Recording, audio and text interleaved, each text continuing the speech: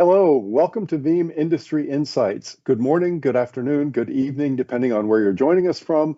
My name is Jeff Reichard. I'll be hosting our live stream today. And before I introduce our other panelist, I'd like to start out by saying that it's actually a big day for Veeam. We have Veeam Data Cloud Vault version 2 launching today. It is a significant upgrade to Veeam's all-in-one cloud backup storage solution. If you want full details, check out veeam.com. We've got a launch blog and a lot of other details, so you can check that out. Now, I'm joining you today from Toronto, Canada. We are wrapping up a series of ransomware response tabletop exercises that we've been doing with technology executives and CISOs. And I'm delighted to be joined today by a CISO from Veeam, Ray Umerley, the field CISO of Veeam's Coveware division. Ray, you've been a huge part of this series for the last 5 weeks. I think this is the third one that you've done. Is that right? That's correct, Jeff. But happy to participate. And I love the engagement so far with the audience on this. A lot of topical questions come up, and hopefully we're hitting a lot of things that people are really interested in as it relates to incident response. Good stuff. Well, we're going to end strong today, folks.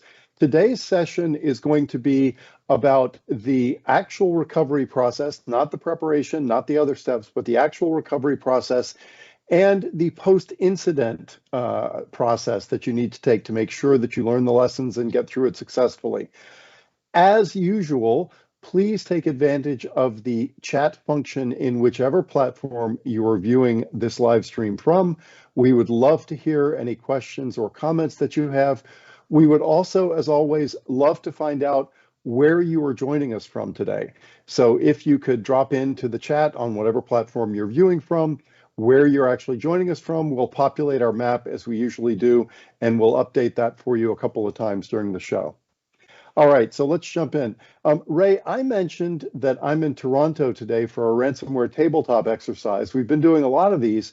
One of the things that I have noticed in going through these is that when people take a look at a scenario, when they're working this disaster just happened, what do you do? People are eager to rush straight to recovery, but you have to do the other things right before you can get to recovery, right? It's 100% correct, Jeff. I think the challenge that we run into is when you have these disruptive events, obviously the first instinct is to make the event go away and to get back to operations. But when we talk about ransomware events, and honestly a lot of cyber events in general, there's a whole host of things we have to do to ensure a safe recovery. And that includes things like containment on the malware, the ransomware itself, the threat actor in our environment, eradicating those threats from that environment itself, and then, of course, a lot of the remediation to build up to the point that we can actually restore and recover. The sad part is, and nobody wants to hear it, that can take some time. A matter of days or even weeks, depending on the actual event itself, prior to being able to even go to recovery. If we look at the slide that you have up, one thing I note is a lot of incident response frameworks kind of conflate and combine containment, eradication, recovery into a singular step. It's important to really look at them as three distinct steps with their own sets of best practices and own sets of considerations, because there really is a lot that has to be done to ensure that whatever we do restores our operations, but does so in a way that it doesn't impact us in the future. Absolutely. And I know, Ray, for folks who've watched all of this series, they're aware of what Coveware does, they're aware of what your background is. But when you speak about the way this needs to happen, it's because you've seen many hundreds of these attacks go down over the course of your time at Coveware. Is that right? Coveware handles, on average, over 50 cases in any given month. I think 150 to 200 cases in a quarter. And of course, that you start doing the math, you can add that up pretty quickly. But one of the things that we have seen, and unfortunately there's precedent for this, is organizations that rush to recovery or rush to whatever steps and then find themselves reinfected or re-encrypted, whether it's days or even weeks later. You can imagine how demoralizing it is for an organization to have to take that kind of step back. And often it's not even just to square one, it could be square -1, because the threat actors at that point might have gotten access to even more accounts and more resources and made the situation that much worse. It's interesting because one of the things that I tend to hear from folks a lot at these exercises or people I'm talking to about putting together a plan is, how can we automate this and guarantee the board that it will be a certain number of hours or a certain number of days to recover? You're describing a pretty dynamic situation that is going to elude that kind of guarantees in most cases, right? Yeah, and I often caution because I talk to a lot of executive management teams, I talk to a lot of boards, and of course, a lot of the different technical teams and operational teams that are involved. I caution that recovery time objectives, recovery point objectives. One, we often construct those in isolation, right? We're talking about specific applications or sites. When we think about these wide-scale digital disruption events, it's going to impact more than one in most instances, and probably some critical infrastructure underpinning all of those as well. So then you start getting into issues around prioritization not only of recovery, but also of assets and resources. And all those RTOs and RPOs kind of go out the window because you may not necessarily be beholden to those any longer because it's just the logistics of trying to accomplish the recovery. And then one other thing to note, like things like recovery point objectives, how far back can we go? If a threat has been in your system for some period of time and we're worried about compromise and reintroducing that compromise through recovery, your RPO may no longer be your own. You may have to continue to work back through your backups and through your recovery methods until you get to the point that we are satisfied that it's clean, we're confident that we're not going to reintroduce a reinfection. And that obviously is a complexity that some organizations aren't prepared to face. It makes a complete sense. And that ties very well into looking a little bit more closely at step 5 on this slide that we're looking at right now, the incident response lifecycle. I noticed that in step 5, we don't just say restore data, we say how do we remediate impacts? Could you dial in a little bit more to what we mean when we talk about remediating the impacts of the attack before you begin restoring operations? Absolutely, Jeff. And I think this is important when we look at the timeline of recovery from these events. There's a lot of industry statistics that show an average ransomware event is about 3 weeks. COBRA's data supports that. We look at about 22 days for an incident. Now, that seems like an incredibly long period of time. The reality is a lot of critical applications and things will probably come up much faster than that. But from the time of the initial compromise, the impactful event, till things are fully closed, and by closed, I mean the incident, not all the post things. We'll get to that in a moment. But again, that 3 weeks is about the average. But what breaks out into that timeline is, I mentioned, containment eradication, getting the threat actor out of the environment, cleaning up the malware. That could take several days, if not longer. But when we talk about remediation, this isn't just restoring applications. It's how do we rebuild a safe, secure environment for us to restore into, because many of these attacks are going to have a compromise to the Active Directory, or identity access and management might be compromised. Our application servers may be compromised. Our VMware ESXi virtualization environments might need to be rebuilt. Maybe a threat actor's even changed credentials on those. So we now have to re-image and reinstall. And so by the time you get done with all of that, that adds another layer of time and complexity before we even get to the point of actual recovery. But these are all necessary precursors to get the organization back to a strong foundation and footing as we think about, actually recovering the business. And we want to make sure we do that in the right way. But there's a host of steps there, including that rebuild and reimage that we have to factor into our planning, as well as the expectations around timing of how long it will take us to execute on that plan. No, it makes a lot of sense. And Ray, like you, I've spent my fair share of years in the data center, and I know that when things go wrong, it is extremely common for executive leadership, for financial leadership to basically say, when's it going to be up? When's it going to be up? When's it going to be up? And you get a litany of that. This is a stressful kind of situation. So one of the reasons that we have enjoyed this series for now 5 weeks that we've been doing it is we're hoping to arm you who are watching this with some knowledge so that you can tell your leadership team exactly what to expect and what the timeline that they're really going to be looking at is. We have some folks who have weighed in. Let's go to the map real quickly. We have from North and, hold on, do we have our map? There we go. We have from North America and Central America, Florida, California, Illinois, also Canada. In Europe, we have folks who have dialed in from Italy and from Portugal. We will light those up. And in South America, I think we're going to be getting Brazil lit up as well. So we have from South America, Brazil in place as well. Please do, if you have not noted where you're joining us from, please do go ahead and put that in the chat, and we will update the maps here in just a couple of minutes. Okay, so Ray, we've talked just now about how do we remediate impacts. And now I notice we don't just say restore data, we talk about restoring operations. Let's talk a little bit about what you mean when you say restore operations. And I'm going to advance because obviously the first thing that you need to do to restore operations is to restore the data. And I want to make sure that we talk about all the things that can be involved in that actual process of getting that data restored. So hold on a quick second. We will go forward here and build out potential recovery paths. There we are. Okay, so for those of you that are watching, we've gone ahead and built out different options. Restoring data comes first before you restore options, before you restore operations. Ray, talk to us about what is involved in recovery. I've remediated the impacts. Now it's time to actually get the data back so I can get back up and running. What does that look like? So, Jeff, there's several components to this, but let's start with what's on the page right now. I will say, in all the encryption-based attacks that Copr is involved, this outline of the potential recovery paths is something that an organization faces with each one of those attacks. And these are listed, by the way, in order of preference, and the preferences decrease pretty rapidly once we get off of restoration from backup. So restoration from backup is the safest, fastest, most secure method of getting your environment restored in terms of data.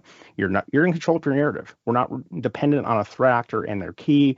We also know that we can meet all of our audit and integrity obligations by restoring from these known good backups and so forth. But there's things that become involved in that. Do we have viable backups? Are they complete? Are they frequent enough? Have they expanded or changed as our applications and services have changed to encompass that?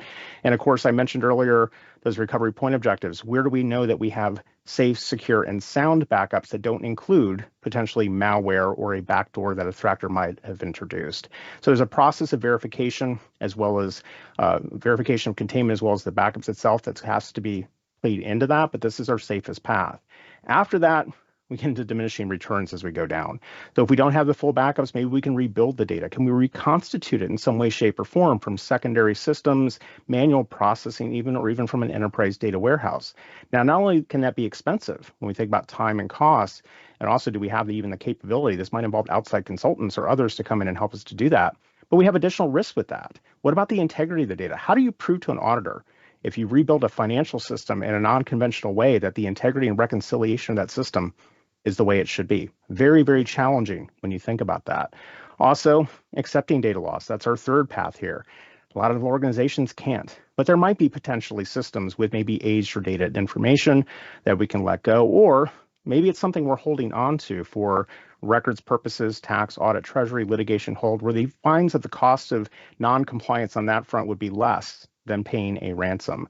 And then finally, we get into that paying the ransom, acquiring the decryption key. But that really should be our break glass method, right? Because there's a whole bunch of things that go into that. We don't have time to discuss the pitfalls and challenges with even getting a decryption key to work properly. But when you're outlining these different things, that restoration from backup being important, as I mentioned, it's not done in isolation. We have to look at that completeness, that validity, as well as the integrity of those, and then also the order of operations of how we're going to restore them. And that covers the data component, but I think you wanted me to talk about restoring operations too, right? So even once we've restored the information, then we have a number of things that we have to think about in terms of, well, how do we actually turn those things back on, right? So we've restored the data, we've done our necessary integrity checks, we know that the applications check out, but how do we start to enable these services again for our customers, for our clients, for our partners? Most organizations don't just turn on the fire hose, because we could actually run into our own set of disruption because we have these brand new environments and we just restored the data. So what does it look like to say we're going to turn on applications A, B, C over the course of this period of time? We're going to let a limited set of transactions into those environments, but we're going to build it up until we get back to 100%. And that's something to think about in terms of planning. That restoration may not mean immediate activation, but we're going to have to pace that out too to make sure that the organization can withstand the potential flood of what's going to be inbound. Right, right. And it's interesting because you're talking about transferring data, maybe it being a flood of data, maybe it being a flood of service requests from, pent up from your users, from the community that use those applications. We talk a lot on this show about Veeam research. One of the stats that struck me from this year's ransomware trends survey, which as our regular viewers know came out in June of this year, is that when we asked organizations, were there assets that you had been using in production that were not available for you to use when you needed to restore data, when you needed to restore operations, 31% of the time the answer was yes. So if you average that out, maybe you'll be able to restore things into your data center, but there are things that are going to have to go elsewhere almost all the time, at least some of your environment, you'll have to reconstitute in a new location. Ray, talk about that. What have you seen? What has Coveware seen with respect to the need to move data somewhere else to get back up and running? Well, and Jeff, this is an area where I think we can't underscore the importance of data freedom, data portability, the ability to actually move and restore workloads in a different environment. So if we look at a typical ransomware attack, it's going to probably take out, if you've got an active setup, for example, it's going to take out a lot of your shared infrastructure. It may replicate into your active environment depending on when it was captured and contained. So you may actually have both sites compromised.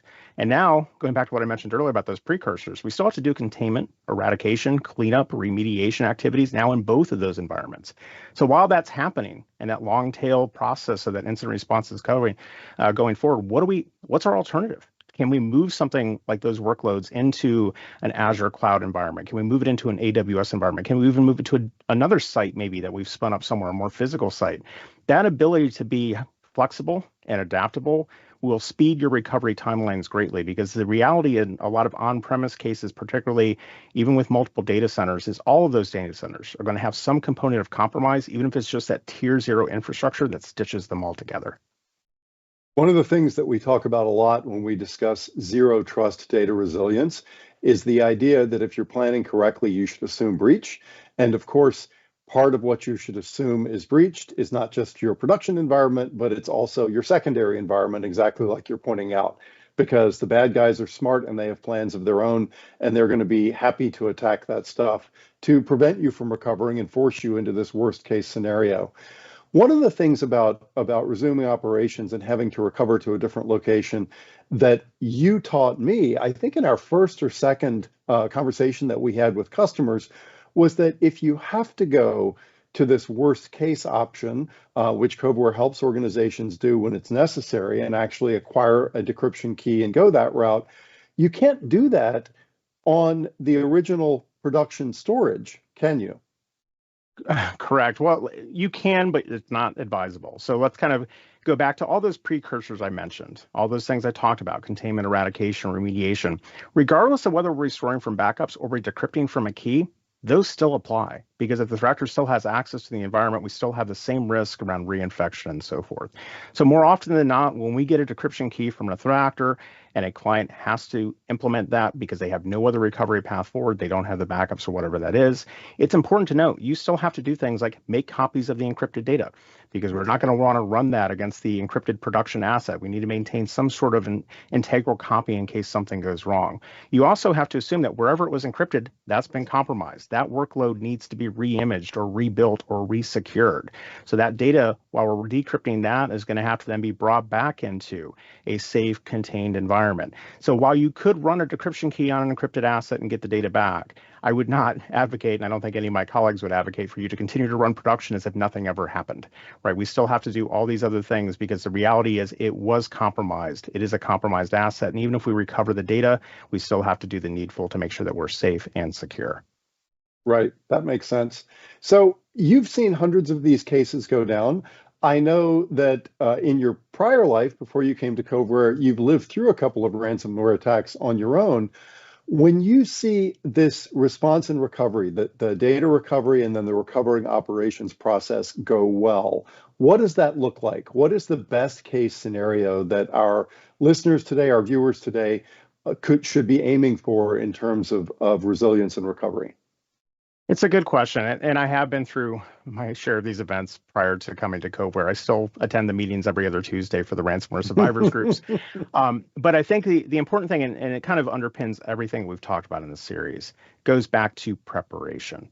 The way this works out the best is when organizations are honest with themselves in terms of their business continuity disaster recovery plans, their resiliency planning. And by the way, resiliency should not be confused with just business continuity disaster recovery, right? Resiliency is a holistic thing from prevention all the way through to those recovery aspects. But making sure that, listen, we understand the potential business impact for our critical systems. We know what those critical systems are. We understand what our recovery plans are for those applications and how those might change over time. And most importantly, we've tested them. We've exercised that muscle. We make sure that they're working, not just in an annual exercise, because everybody does that. And I've talked to many clients who are like, listen, we're in a regulated industry. I have to do this at least once a year. But Organizations, applications, and other things don't change on a once-a-year cadence. They change all the time. So making sure that we go back, we revisit that, we test it, we know that there's changes to our plans. Those are the best positive, successful outcomes, because not only are you better prepared to recover when these incidents occur, but you also have confidence in the plans that you have, that they're not just paper plans, and you have true expectations around how long it's going to actually take you to recover. I have lost track of the times in my 25 plus year career doing this where I have worked with an organization or I've worked with a department in my own organization that thought they had their applications protected, that thought they had their data backed up, only to learn that some key piece had been left out or that there'd been some technical issue with the way they were protecting their applications that meant they don't actually have their data protected and they can't recover when they need to. All right, I'm going to drop back out to the map real quick, and I will just mention, we won't drop back out to the map. I'll just mention real quickly the additional entry that we have here is from Saudi Arabia, and we'll go to the map here in just a minute.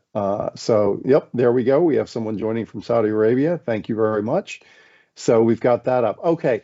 Now, we promised when we looked at that incident response slide before that we were going to talk about what the recovery looks like, but we also are going to talk about the post-incident response. What do you do after the incident to make sure that you learn the lessons that you're supposed to learn correctly from this? And let's go back real quick. There we go. So I think we've got this up.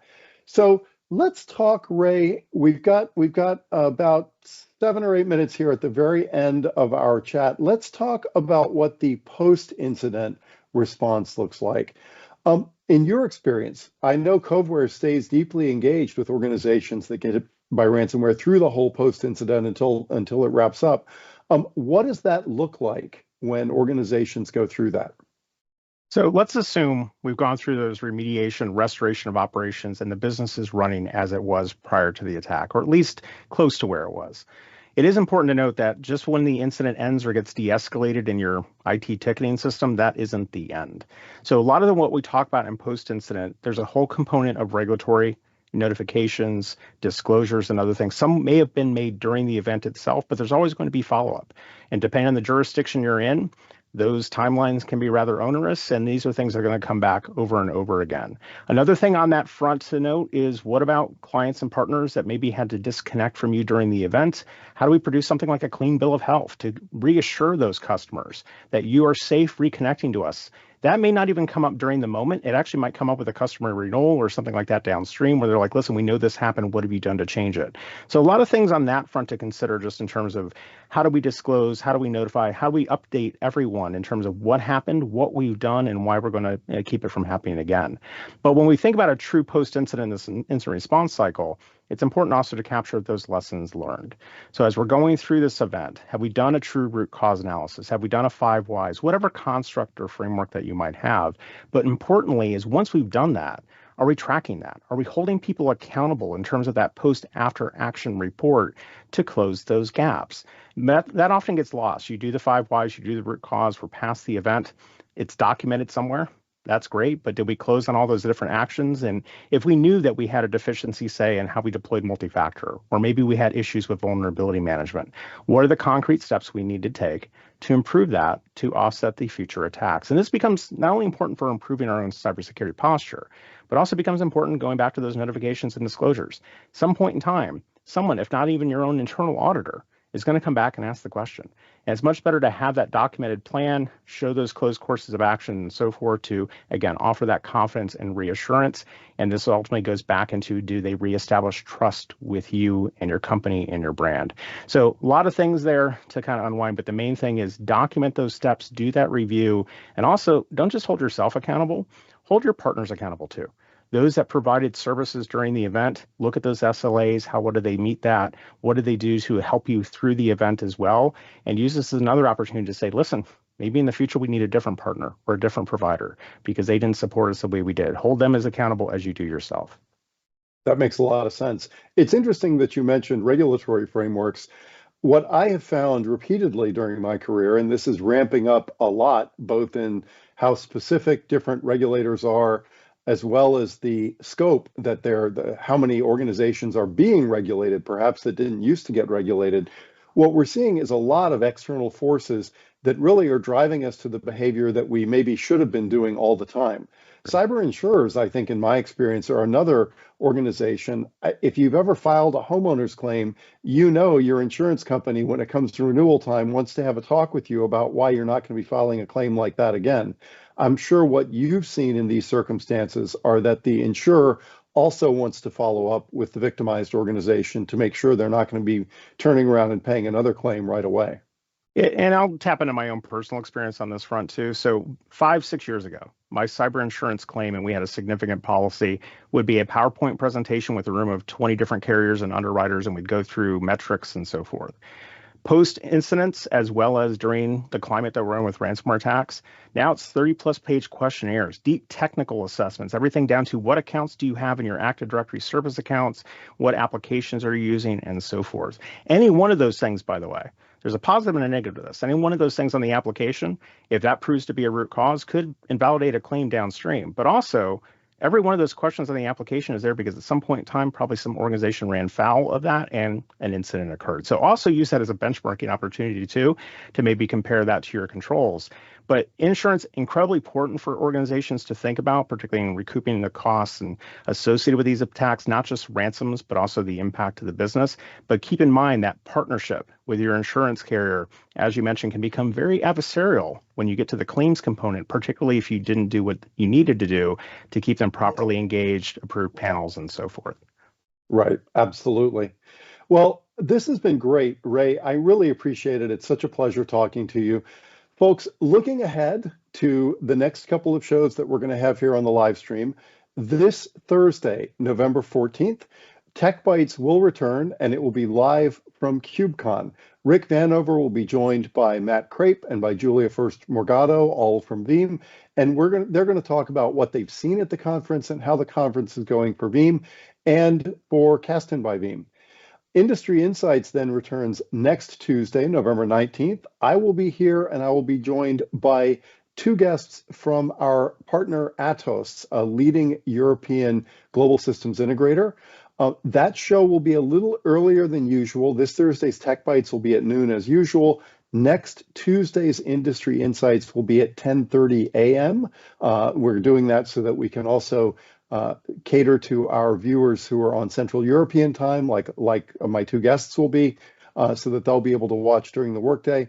We're going to be talking about the compliance-related consulting that Atos is doing, particularly around the upcoming NIS2 directive for critical industries in EMEA. And we're going to talk about how Atos is folding Veeam capabilities into the resiliency solutions that they're building for the organizations that they work with on that. So good stuff, both hands-on from KubeCon and talking more about a topic we've talked about a lot today, resiliency in the regulatory environment.